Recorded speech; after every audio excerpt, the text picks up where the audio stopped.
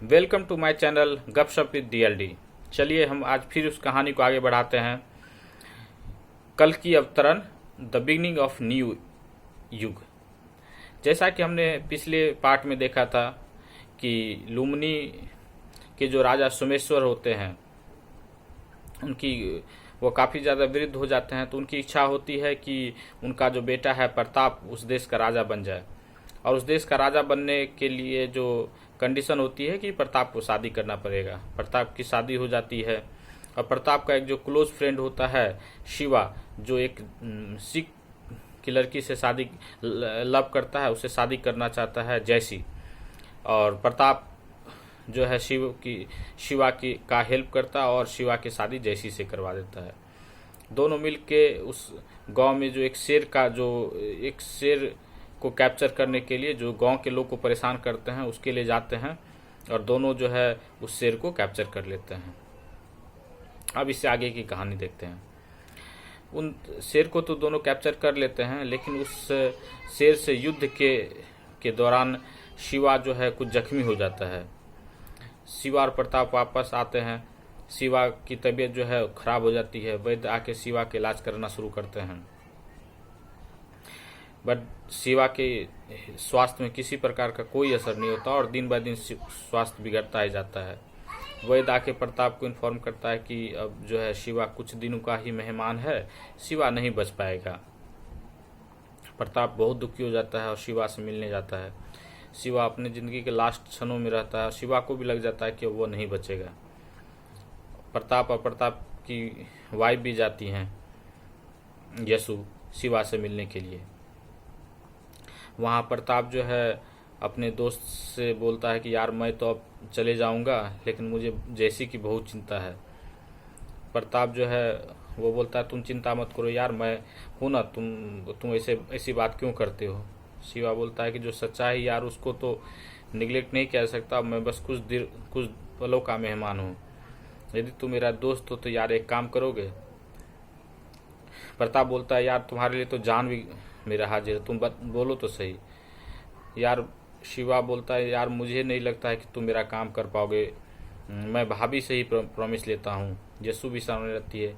यशु बोलती है बोलिए देवर साहब, आप क्या चाहते हैं, आप जो भी चाहिएगा ये आप वो उसको प्रताप करेंगे। तो शिवा जो है यशु से प्रॉमिस लेता है कि मैं जो बोलूँगा, मेरी जो अंतिम इच्छा होगी उसको आप और प्रताप मिलके कीजिएगा, उसको पूरा कीजिएगा।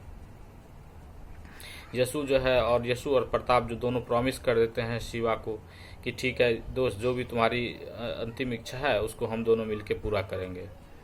तो शिवा की अंतिम इच्छा होती है कि जैसी से प्रताप शादी कर ले, क्योंकि शिवा के मृत्यु के बाद जैसी के घर वाले उसे स्वीकार नहीं करेंगे और सिख समुदाय वाले जो है जैसी को जिंदा रहने नहीं देंगे, क्योंकि जैसी जो है अपने समुदाय के विरुद्ध जाके उसने मुझसे शादी की थी। यह बात सुन के यशु कुछ नहीं कह पाते। यशु खामोश हो जाती है और प्रताप भी कुछ नहीं कह पाता है। जैसी भी वहीं बैठी रहती है और जैसी रोने लगती है कि आप क्या बोल रहे हैं, आपको कुछ नहीं होगा।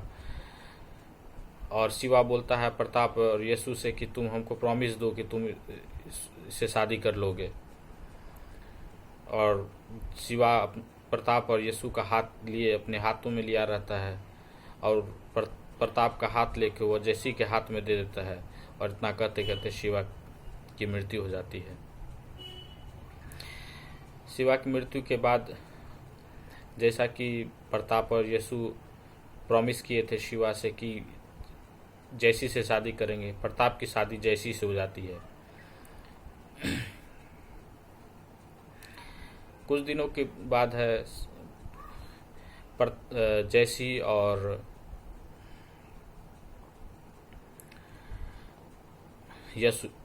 और यशु दोनों है वो दोनों प्रेग्नेंट हो जाती है और दोनों जो है प्रेग्नेंट हो जाती है और दोनों एक एक बच्चे को जन्म देती है। यशु का जो बच्चा होता है उसका नाम कल्कि रखा जाता है और जैसी का जो संतान होता है उसका नाम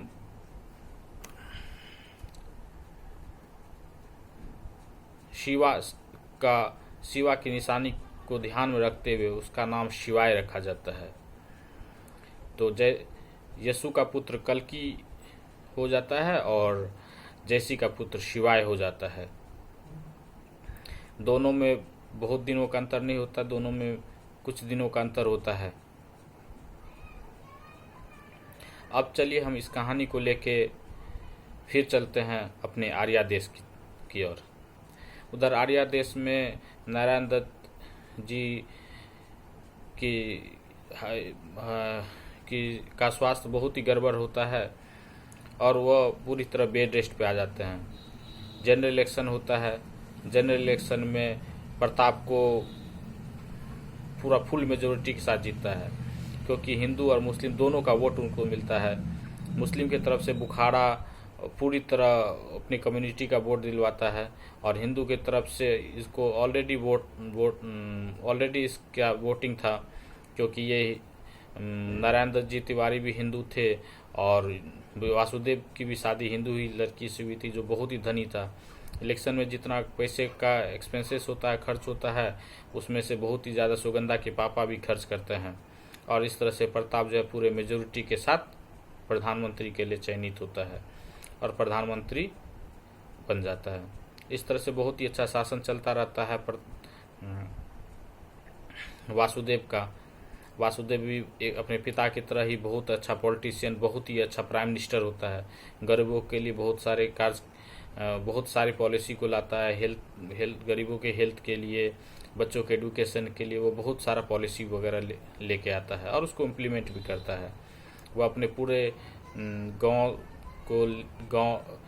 को, शहर को, सब पे उसका बराबर ध्यान रहता है। गरीबों पे, बिजनेसमैन पे, अमीरों पे, सब पे उसका बराबर ध्यान रहता है और वह सबके लिए वह ध्यान देता है और सबके लिए करता है।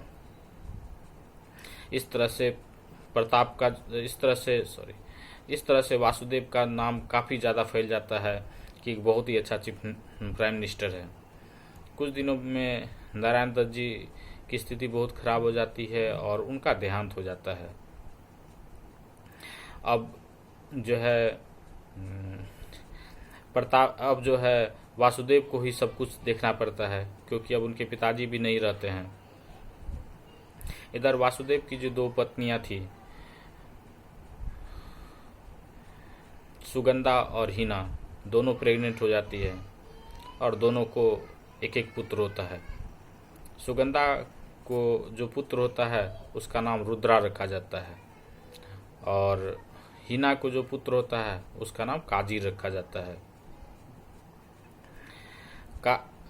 हीना का जो पुत्र होता है और हीना दोनों मायके में ही रहते हैं कुछ दिनों के लिए और वहीं पे उनका पालन पोषण होता है।